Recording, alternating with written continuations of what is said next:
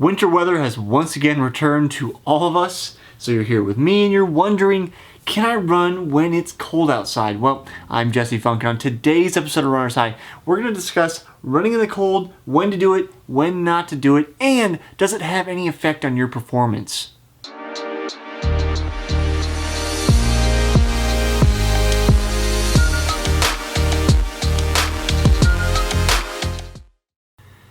The straight answer is yes, you can run when it's cold outside. You don't have to wait for the perfect temperature to go run. Actually, if you're waiting for the perfect temperature to go run, you probably need to work on your mentality.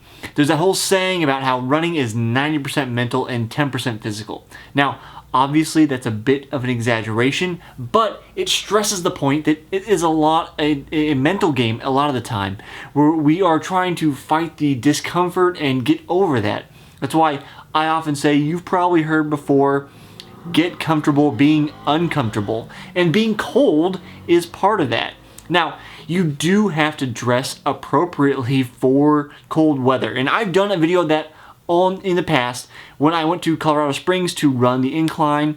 It ended up being much colder than I thought it was going to be. Snow was on the ground.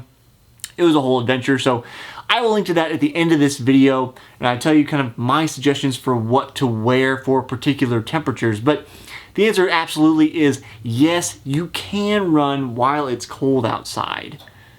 Now there's going to be almost obvious objections to this situation, right? Where if it's frigidly cold, it's so cold that sweat is automatically freezing on you, you can't keep warm, then that's going to be a no-go. Or if you're in a blizzard and you simply can't see in front of you, that's a dangerous condition.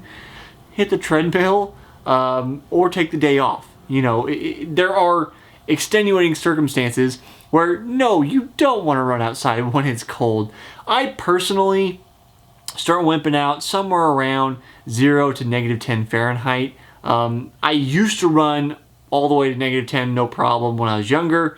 And I find as I'm getting older, I'm getting a little softer mentally and physically, and I just don't want to go out quite as much. But to that point, I'm wearing those different layers, like I explained in the other video. Again, you'll see that here at the end. But you do have to know that there is a certain point you start slowing down as well. When it's colder, you're just not going to go as fast as when it's warm outside. Really, there's kind of this ideal temperature range.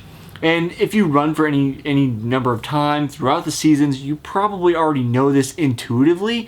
It's somewhere in that 50 to 60 degree Fahrenheit range where you feel best running and you get your best performances.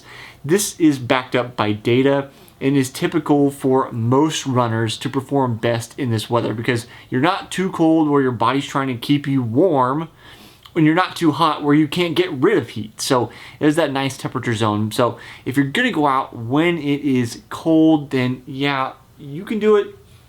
If it's not dangerous, you are gonna slow down a little bit, but it isn't really an impediment to you to go out when it's cold. Now, one tip I do want to share with you about running in the cold that I talked to Dr. Bob Murray about on a recent episode of the Smart Athlete podcast. I'll also link to that at the end so you can hear from Dr. Bob Murray. He's a co-author of Practical Guide to Exercise Physiology. He suggests in the book that when we train in the heat, it can actually lead to improved performance over time. So I'd asked him about, hey, what do people like me and him, we both live in cold climates for the wintertime.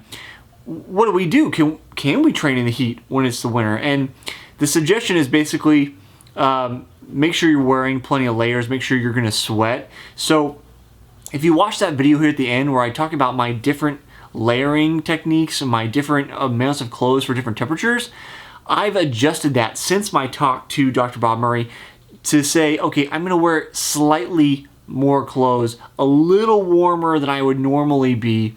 Not hot, not exhausting yourself, but just slightly warmer to make sure that I'm getting the benefits of being warm during my run instead of being cold. So if you want to see those videos, the one on what to wear for various temperatures out in the cold, or over here, my interview with Dr. Bob Murray on the Smart Athlete podcast, those should be coming up here shortly. And I'll see you next time on the next episode of Runner's High.